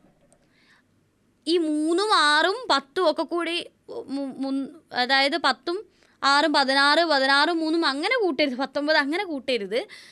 ഈ ഫസ്റ്റ് ട്രൈമസ്റ്റർ ആദ്യത്തെ 3 മാസം ഫസ്റ്റ് ട്രൈമസ്റ്റർ. അത് കഴിഞ്ഞ് അതോട് കൂടിയുള്ള ആദ്യത്തെ 6 മാസം, പിന്നെ ആദ്യത്തെ 10 മാസം എന്നാണ് ഉദ്ദേശിക്കുന്നത്. 10 മാസം കറക്റ്റ് എല്ലാവരിലും ഉണ്ടാവില്ല. നമ്മൾ അപ്രോക്സിമേറ്റ്ലി ഒരു 9 മാസവും കുറച്ച് ദിവസവും അങ്ങനെയൊക്കെ ആയിരിക്കും കൂടുതലും പ്രഗ്നൻസി പീരീഡ് ഉണ്ടാവും. എന്നാലും നമ്മൾ എത്ര ട്രൈമസ്റ്റർ ഉണ്ട്? 3 ട്രൈമസ്റ്റർ, 12 വീക്ക്, 24 വീക്ക്, 40 വീക്ക്. ഇനി അങ്ങോട്ട് നോക്കിയാലോ, ആദ്യത്തെ ഒരു മന്ത് കൊണ്ട്, അതായത് എത്ര വീക്കാടാ? 4 വീക്ക് കൊണ്ട് കുട്ടിയുടെ ഹാർട്ട് ഉണ്ടാവും. എംബ്രിയോയ്ക്ക് ആദ്യം ഉണ്ടാകുന്ന ഓർഗൻ ഏതാണ്? ഹാർട്ടാണ്. ഹാർട്ട് ബീറ്റ് ഉണ്ടാവും. അതാണ് നമ്മൾ ചെക്കപ്പിന് പോകുമ്പം സ്റ്റെതസ്കോപ്പ് വെച്ചിട്ട് ഹാർട്ട് ബീറ്റാണ് ചെക്ക് ചെയ്യുക. കുട്ടിക്ക് ഹാർട്ട് ബീറ്റ് ഉണ്ടെങ്കിൽ ആദ്യത്തെ ഒരു മാസമായിട്ടോ ഹാർട്ട് ബീറ്റ് വരും. ആൻഡ് 2 മാസം ആകുമ്പോഴേക്കും, അതായത് 2 മാസം എത്രയാണ്? ഒരു 8 വീക്ക് ആകുമ്പോഴേക്കും, ഓൾമോസ്റ്റ് ഒരു 8 വീക്ക് ആകുമ്പോഴേക്കും limbs and digits. What is limbs and digits? നമ്മൾ 4 ലിംബ്, ഹൈൻഡ് ലിംബ് എന്നൊക്കെ പറഞ്ഞാൽ നമ്മുടെ ഹൈൻഡ് ലിംബ് 2 കാലുകളും 4 ലിംബ് നമ്മുടെ 2 കൈകളുമാണ്. ഒരു പശുവിൻ്റെതാണെങ്കിലോ 4 ലിംബ് മുന്നിലുള്ള 2 കൈകളും ബാക്കിലുള്ള 2, പശുവിന് 4 കാല് 4 പറയാം, കൈയില്ലല്ലേ? ഓക്കെ, പശുവിന് 4 ലിംബ് മുന്നിലുള്ള 2 കാല്, ഹൈൻഡ് ലിംബ് ബാക്കിലുള്ള 2 കാല്, 4 ലിംസ്. ഓക്കെ, അതായത് നമ്മുടെ കൈകാലുകളാണ് നമ്മൾ limbs. Digits okay, limbs and digits. ഇനി ഫസ്റ്റ് ട്രൈമസ്റ്റർ 8 വീക്കായ 12 വീക്കല്ലേ നമ്മളെ ഫസ്റ്റ് ട്രൈമസ്റ്റർ കഴിയുമ്പോഴേക്കും ഓർഗാൻ സിസ്റ്റം വരെ ഉണ്ടാവും. ഓക്കെ, ഹാർട്ട് ഉണ്ടായി, ലിംസ് ആൻഡ് ഡിജിറ്റ്സ് ഉണ്ടായി, ആൻഡ് ഓർഗാൻ സിസ്റ്റവും കഴിഞ്ഞു. ഇനി 5 മാസം ആകുമ്പോഴേക്കും, 5 മന്ത്, 5 മാസം പറയുമ്പോൾ ഒരു 20 വീക്ക് ആകുമ്പോഴേക്കും, 20 സെക്കൻഡ് ട്രൈമസ്റ്റർ ആയിട്ടില്ല, 20 വീക്കായിട്ടുള്ളൂ. 24 വീക്കാണ് നമ്മൾ സെക്കൻഡ് ട്രൈമസ്റ്റർ അല്ലേ? 20 വീക്ക് ആകുമ്പോഴേക്കും മൂവ്മെൻറ്റ് ഉണ്ടാവും. ഹെയർ ഓൺ ഹെഡ്, കുഞ്ഞിന് മൂവ്മെൻറ്റ് തുടങ്ങും. അമ്മ ഇങ്ങനെ നിങ്ങൾ പ്രഗ്നൻറ്റ് ലേഡീസിനെയൊക്കെ കണ്ടിട്ടുണ്ടാവുമല്ലോ അല്ലേ? കുട്ടി അനങ്ങുന്നു എന്നൊക്കെ പറയുമല്ലോ. നമുക്ക് തന്നെ വയറിന് പുറത്ത് ഇങ്ങനെ കാണാൻ പറ്റും കുഞ്ഞ് ചവിട്ടുന്നതും ഒക്കെ. ചെറിയ മൂവ്മെൻറ്റ്സ് ഒക്കെ സ്റ്റാർട്ട് ചെയ്യും 5 മാസം ആകുമ്പോൾ. വലിയ ചവിട്ടലൊന്നും ഉണ്ടാവില്ല, ചെറിയ മൂവ്മെൻ്റ് ഒക്കെ സ്റ്റാർട്ട് ചെയ്യും. അതുപോലെ തന്നെ ഹെഡിൽ ഹെയർ ഫോം ചെയ്യാൻ തുടങ്ങും 5 മന്തിൽ. ഇനി സെക്കൻഡ് ട്രൈമസ്റ്റർ, നിങ്ങൾ ഈ ട്രൈമസ്റ്ററും മന്തും കൂടി ഇവർ മിക്സ് ചെയ്ത് പറയുന്നതുകൊണ്ട് നിങ്ങൾ ഒട്ടും കൺഫ്യൂഷൻ ആവരുത്. ആദ്യം എന്ത് പഠിക്കണം? നമ്മൾ ഒരു ട്രൈമസ്റ്റർ എന്ന് പറഞ്ഞാൽ എത്ര വീക്കാണെന്ന് പഠിക്കണം. ഒരു മന്തിൽ 4 വീക്കാണെങ്കിൽ പിന്നെ നമുക്ക് മന്ത് പറയാൻ വലിയ ബുദ്ധിമുട്ടില്ലല്ലോ. സെക്കൻഡ് ട്രൈമസ്റ്റർ ആകുമ്പോൾ, അതായത് 24 വീക്ക് ആകുമ്പോഴേക്കും ബോഡി മുഴുവനായിട്ടൊരു ഫൈൻ ഹെയർ കൊണ്ട് കവർ ചെയ്യും. എന്താ ഈ ഫൈൻ ഹെയർ? ഇത് നമ്മുടെ മാമേലിയൻസിൻ്റെ ഏറ്റവും ഇമ്പോർട്ടൻറ്റ് ക്യാരക്ടർ അല്ലേ? നമ്മൾ +1 പഠിച്ചാണ്. ബോഡി കംപ്ലീറ്റ് ഫൈൻ ഹെയർസ് ഇല്ലേ? നമ്മുടെ രോമങ്ങളില്ലേ? Okay, eyelids separate and eyelashes form. Eyelids separate ആവും, കൺപോളകൾ സെപ്പറേറ്റ് ചെയ്യും, ആൻഡ് കൺപീലികൾ ഉണ്ടാവും, ഐലാഷസ് ഫോം ചെയ്യും കുഞ്ഞിന്. ഓക്കെ, 24 വീക്ക് ആകുമ്പോഴേക്കും, അതായത് ഓൾമോസ്റ്റ് ഒരു 6-7 മാസം ആകുമ്പോഴേക്കും, ഇനി 6 മാസം ആകുമ്പോഴേക്കും, ഇനി 9ാമത്തെ മാസം നമ്മുടെ 3rd ട്രൈമസ്റ്റർ അടുത്തെത്തി. 40 വീക്കാണ്, എന്നാലും അത് അടുത്തെത്തുമ്പോഴേക്കും ഒരു ഫീറ്റസ് കംപ്ലീറ്റ്ലി ഡെവലപ്പ് ആവും. ഫുള്ളി ഡെവലപ്ഡ് ഫീറ്റസ്, ഒരു കുഞ്ഞ് ഒരു കംപ്ലീറ്റ്ലി ഡെവലപ്ഡ് ഫീറ്റസ് ആയിരിക്കും. ഇനി എന്തും കൂടിയേ ഉള്ളൂ? ഡെലിവറിയും കൂടിയല്ലേ ഉള്ളൂ. അടുത്തായിട്ട് നമുക്ക് പഠിക്കാനുള്ളതാണ് പാർട്ടൂറിഷൻ ആൻഡ് ലാക്ടേഷൻ. സോ ഇതെവിടെ നോക്കിക്കോ, foetus 5 week, 10 week, 20 week, 40 week. 40 week എന്ന് പറഞ്ഞാൽ എന്താ? 3rd ട്രൈമസ്റ്റർ അല്ലേ? ഓക്കെ, ഇത് കുറച്ച് എന്താ പറയുക, തെറ്റായിട്ടുള്ളൊരു ഇമേജ് ആണ്. കാരണം 40 വീക്കിൽ കുഞ്ഞിൻ്റെ രൂപം ഇങ്ങനെയായിരിക്കില്ല, കംപ്ലീറ്റ്ലി ഡെവലപ്പ് ആയിരിക്കും. അടുത്തത് parturition and lactation. So what is parturition? Delivery of the baby അല്ലേ? ബേബിയെ, അല്ലെങ്കിൽ ഫുള്ളി ഡെവലപ്ഡ്, ഇനി നമുക്ക് ഫീറ്റസ് എന്ന് പറയണം, നമുക്കിനി ബേബി എന്ന് പറയാം അല്ലേ? ബേബിയെ യൂട്രസിൽ നിന്നും അല്ലെങ്കിൽ അമ്മയുടെ ഗർഭാശയത്തിൽ നിന്നും പുറത്തേക്ക് ഇജക്റ്റ് ചെയ്യുന്ന പ്രോസസ്സിനെയാണ് നമ്മൾ പാർട്ടൂറിഷൻ എന്ന് പറയുന്നത്. ആൻഡ് ലാക്ടേഷൻ, മിൽക്ക് കൊടുക്കുന്നതിനെയാണ് നമ്മൾ, അല്ലെങ്കിൽ മിൽക്ക് പ്രൊഡക്ഷനെയാണ് നമ്മൾ ലാക്ടേഷൻ എന്ന് പറയുന്നത്. ഓക്കെ, ഇനി എങ്ങനെയാണ് ഡെലിവറി പോസിബിൾ ആവുന്നത്? ഒരു 9 മന്ത് കഴിഞ്ഞാൽ, ഈ ഒരു 9 മന്തിനെ ത്രൂ ഔട്ട് നമ്മൾ എന്ത് വിളിക്കാൻ പറ്റും? നമുക്ക് എന്ത് പീരീഡ് എന്നാണ് പറയുക? ജസ്റ്റേഷൻ പീരീഡ് അല്ലേ? നമ്മൾ GPയിലെ ജി എന്താണ്? ജസ്റ്റേഷൻ അല്ലേ? പി എന്താണ്? പാർട്ടൂറിഷൻ. സോ ജസ്റ്റേഷൻ പീരീഡ് ഇല്ലേ? ആ ഒരു എംബ്രിയോണിക് ഡെവലപ്മെൻറ്റ്, അതാണ് ഈ 9 മാസവും കുട്ടി ചെയ്തുകൊണ്ടിരിക്കുന്നത്. കുട്ടിയുടെ വളർച്ചാ കാലഘട്ടമാണ്. അടുത്തത്, ഈ കുഞ്ഞ് കംപ്ലീറ്റ്ലി ഡെവലപ്പായി കഴിഞ്ഞാൽ കംപ്ലീറ്റ്ലി ഡെവലപ്ഡ് ഫീറ്റസും ഈ പ്ലാസൻ്റെയും കൂടി ഒരു ഫീറ്റൽ ഇജക്ഷൻ റിഫ്ലക്സ് പ്രൊഡ്യൂസ് ചെയ്യും. ഫീറ്റൽ എജക്ഷൻ റിഫ്ലക്സ്, അതായത് ഫീറ്റസിനെ പുറത്തോട്ട് ഇജക്റ്റ് ചെയ്യാനുള്ള ഒരു reflex. What is reflex action? The accidental and involuntary responses towards stimuli എന്നല്ലേ നമ്മൾ റിഫ്ലെക്സ് ആക്ഷനെ പഠിക്കുക. അതായത് എന്തെങ്കിലും ഒരു ആകസ്മികമായിട്ട് നടക്കുന്ന അതിനോടുള്ള പ്രതികരണങ്ങളെയാണ് നമ്മൾ റിഫ്ലെക്സ് പ്രവർത്തനം എന്ന് പറയുന്നത്. സോ എന്തിനോട് പ്രതികരിക്കണം? ഈ ഫീറ്റൽ എജക്ഷൻ റിഫ്ലക്സിനോട്. അതൊരു സ്റ്റിമുലസ് ആയിട്ടാണ് ആക്ട് ചെയ്യുന്നത്. എങ്ങോട്ടേക്ക് പോവുക? നമ്മളെ ബ്രെയിനിലോട്ട് പോവും. ബ്രെയിനിലോട്ട് അത് എത്തിക്കഴിഞ്ഞാൽ, ഈ റിഫ്ലക്സ് എത്തിക്കഴിഞ്ഞാൽ ബ്രെയിൻ എന്ത് പ്രൊഡ്യൂസ് ചെയ്യും എന്നറിയോ? നമ്മുടെ ഓക്സിറ്റോസിൻ പ്രൊഡ്യൂസ് ചെയ്യും. ഓക്സിറ്റോസിൻ. ഓക്കെ, ഓക്സിറ്റോസിൻ പ്രൊഡ്യൂസ് ചെയ്ത് കഴിഞ്ഞാൽ ഓക്സിറ്റോസിൻ നമ്മളെ ബ്ലഡ് വഴി വന്ന് എവിടെ എത്തും? യൂട്രസിലെത്തിക്കഴിഞ്ഞ് ഓക്സിറ്റോസിൻ എന്താ ചെയ്യുക? ഓക്സിറ്റോസിൻ്റെ ഫംഗ്ഷൻ തന്നെ എന്തായിരുന്നു? ഈ ഓക്സിറ്റോസിൻ ആരാ ഉണ്ടാക്കുന്നത്? ഓക്സിറ്റോസിനും വാസോപ്രസിനും ആരാ ഉണ്ടാക്കുന്നത്? നമ്മുടെ പിറ്റ്യൂട്ടറി ഗ്ലാൻഡ് അല്ലേ? പിറ്റ്യൂട്ടറി ഗ്ലാൻഡ് ആണ് സെക്രീറ്റ് ചെയ്യുന്നത്. ഉണ്ടാക്കുന്നത് ആക്ച്വലി ആരായിരുന്നു? അതിൻ്റെ ഗ്ലാൻഡ് നമ്മുടെ ഹൈപ്പോതലാമസ് ആണ്. ഹൈപ്പോതലാമസ് ഉണ്ടാക്കിയിട്ട് പിറ്റ്യൂട്ടറി ഗ്ലാൻഡിൻ്റെ പോസ്റ്റീരിയർ ലോബിൽ സ്റ്റോർ ചെയ്യാൻ കൊടുക്കുന്ന ഹോർമോൺസ് അല്ലേ ഈ ഓക്സിറ്റോസിനും വാസോപ്രസിനും? അല്ലേ? ആണ്. അപ്പോൾ ഈ ഓക്സിറ്റോസിന് ഫംഗ്ഷൻ തന്നെ എന്താണ്? യൂട്രസിൻ്റെ വോൾസ് ഇല്ലേ, അതിൻ്റെ കോൺട്രാക്ഷനാണ് ഓക്സിറ്റോസിൻ ഫംഗ്ഷൻ. അതാണ് അതിൻ്റെ function, contraction of uterine wall. എന്തിനാണ്? To facilitate child birth facilitate ചെയ്യാൻ വേണ്ടിയിട്ട്. ഓക്കെ, അപ്പോൾ ഫീറ്റൽ എജക്ഷൻ റിഫ്ലെക്സ് അങ്ങോട്ട് എത്തിക്കഴിഞ്ഞാൽ ഓക്സിറ്റോസിൻ വരുന്നു, യൂട്രസിൻ്റെ കോൺട്രാക്ഷൻ നടക്കുന്നു. സോ ഈ ഫീറ്റൽ ഇജക്ഷൻ റിഫ്ലെക്സ് എന്താണ് സംഭവം? ഒരു എൻസൈം ആണോ? അതൊരു റിഫ്ലെക്സ് ആണല്ലോ, ഒരു സ്റ്റിമുലസ് ആണ്. എന്താണ് അറിയോ? മൈൽഡ് കോൺട്രാക്ഷൻസ് ആണ്, ഒരു ചെറിയ കോൺട്രാക്ഷൻ. നമ്മൾ ഈ ഡെലിവറി ടൈമിൽ അങ്ങോട്ടേക്ക് ഹോസ്പിറ്റലിലേക്ക് പോകാൻ നിൽക്കുന്ന ലേഡീസൊക്കെ ഫസ്റ്റ് കോൺട്രാക്ഷൻ, സെക്കൻഡ് കോൺട്രാക്ഷൻ എന്നൊക്കെ പറയുന്നത് കേൾക്കാറുണ്ട്. അതൊക്കെ എന്താണ്? Mild contractions. ഈ റിഫ്ലെക്സ് പൊയ്ക്കൊണ്ടിരിക്കുകയായിരിക്കും. അപ്പോൾ എന്താണ് നമ്മുടെ ബ്രെയിൻ എന്ത് പ്രൊഡ്യൂസ് ചെയ്യും? ഓക്സിറ്റോസിൻ. നമ്മുടെ പിറ്റ്യൂട്ടറി ഗ്ലാൻഡ് ഓക്സിറ്റോസിൻ റിലീസ് ചെയ്യും. അത് പോയിട്ട് യൂട്രസിലെത്തിക്കഴിഞ്ഞാൽ കോൺട്രാക്ഷൻസ്, വിഗറസ് കോൺട്രാക്ഷൻസ് ആയിരിക്കും. ഈ കോൺട്രാക്ഷൻ കൂടി വന്നു കഴിഞ്ഞാൽ ഓക്സിറ്റോസിൻ കോൺട്രാക്ട് ചെയ്യുന്നു, എഗെയിൻ ഫീറ്റൽ ഇജക്ഷൻ റിഫ്ലെക്സ് പോകുന്നു, എഗെയിൻ ഓക്സിറ്റോസിൻ പോകുന്നു. ഇങ്ങനെ ഓക്സിറ്റോസിൻ വരിക, കോൺട്രാക്ട് ചെയ്യുന്നതുകൊണ്ട് വീണ്ടും ഓക്സിറ്റോസിൻ വരിക, വീണ്ടും കോൺട്രാക്ട് ചെയ്യുക. ഇതന്നെയായിരിക്കും നടന്നുകൊണ്ടിരിക്കുന്നത്.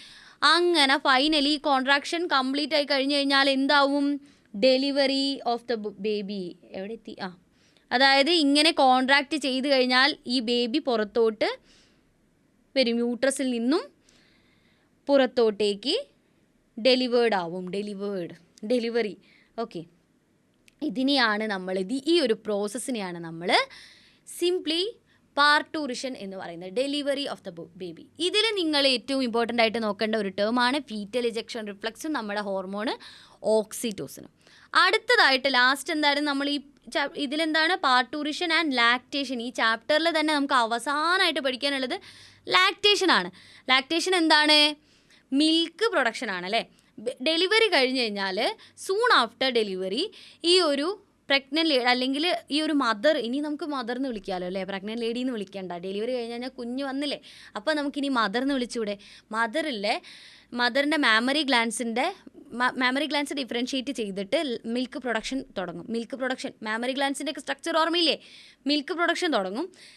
ആൻഡ് സൂൺ ആഫ്റ്റർ ഡെലിവറി ഒരു 1 മുതൽ 3 ദിവസം വരെ, ഒരു 2-3 ദിവസം, ഡെലിവറിക്ക് ശേഷമുള്ള 2-3 ദിവസം പ്രൊഡ്യൂസ് ചെയ്യുന്ന മിൽക്കിനെ നമുക്ക് കൊളോസ്ട്രം എന്ന് വിളിക്കാം.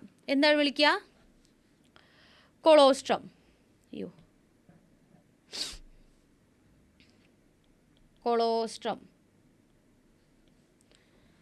എന്താ വിളിക്കുക? നമ്മൾ കൊളോസ്ട്രം എന്നാണ് വിളിക്കുക. കൊളോസ്ട്രം എന്ന് പറഞ്ഞാൽ ആ ഒരു നല്ല എന്താ പറയുക, ഇമ്മ്യൂണിറ്റി കൊടുക്കാനുള്ള, കുഞ്ഞിന് ഹെൽത്തി ആയിരിക്കാനുള്ള എല്ലാവിധ ആൻറ്റിബയോട്ടിക്സും ഒക്കെ അടങ്ങിയിട്ടുള്ള ഒരു മിൽക്കാണ് ഈ കൊളോസ്ട്രം എന്ന് പറയുക. 2-3 ദിവസം ഡെലിവറി കഴിഞ്ഞ് 2-3 ദിവസം പ്രൊഡ്യൂസ് ചെയ്യുന്ന ആ ഒരു മിൽക്കിനെയാണ് കൊളോസ്ട്രം എന്ന് പറയുക. ഇത് കുഞ്ഞിന് കൊടുക്കണം എന്നുള്ളത് വളരെ ഇമ്പോർട്ടൻ്റ് ആണ്. കാരണം എന്താ? കുഞ്ഞിൻ്റെ ഇമ്മ്യൂണിറ്റി വളരെ വീക്കായിരിക്കും. ജനിച്ച കുഞ്ഞിന് ഇമ്മ്യൂണിറ്റി വളരെ വീക്കായിരിക്കും. ഇമ്മ്യൂണിറ്റി എന്ന രോഗപ്രതിരോധ ശേഷി. അപ്പം ആ കുഞ്ഞിനൊന്ന് സർവൈവ് ചെയ്ത് വരണമെങ്കിൽ ആ തുടക്കത്തിൽ തന്നെ കുറച്ച് ആൻറ്റിബയോട്ടിക്സും ഒക്കെ ആവശ്യമാണ്. അപ്പോൾ അതൊക്കെ അടങ്ങിയിട്ടുള്ള മിൽക്കാണ് കൊളോസ്ട്രം. ഓക്കെ, ഇതാണ് നമ്മുടെ ആദ്യത്തെ കുഞ്ഞിൻ്റെ മെഡിസിൻ എന്ന് നമുക്ക് വിളിക്കാൻ പറ്റും. ഇത് വളരെ ഇമ്പോർട്ടൻ്റ് ആണ് കൊളോസ്ട്രം. സോ ഇത്രയുള്ള ലാക്ടേഷനിൽ മെയിനായിട്ട് പഠിക്കേണ്ട ടേമാണ് കൊളോസ്ട്രം. അപ്പോൾ അമ്മയുടെ മിൽക്ക് കൊടുക്കുന്നതാണോ കുഞ്ഞിന് ഏറ്റവും നല്ലത്, അല്ലെങ്കിൽ പുറത്തുനിന്ന് വേറെ എന്തെങ്കിലും പൊടിയൊക്കെ കലക്കിയിട്ട് കൊടുക്കുന്നതാണോ ഏറ്റവും നല്ലത്? അമ്മയുടെ മിൽക്ക് കൊടുക്കുന്നത് തന്നെയാണ് അല്ലേ നല്ലത്. ഓക്കെ.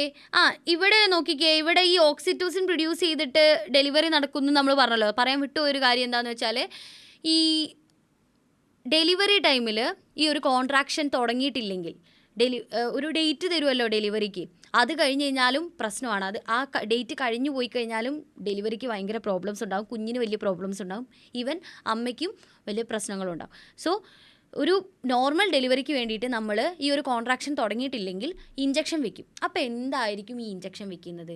ഡെലിവറി എന്താ പറയുക, ഫാസ്റ്റർ ആക്കാൻ വേണ്ടിയിട്ട്, അല്ലെങ്കിൽ ഡെലിവറി കറക്റ്റ് ടൈമിൽ നടക്കാൻ വേണ്ടിയിട്ട് ഒരു ഇഞ്ചക്ഷൻ വെക്കും ഡോക്ടേഴ്സ്. എന്തായിരിക്കും അപ്പോൾ ഇഞ്ചക്റ്റ് ചെയ്യുന്നത്?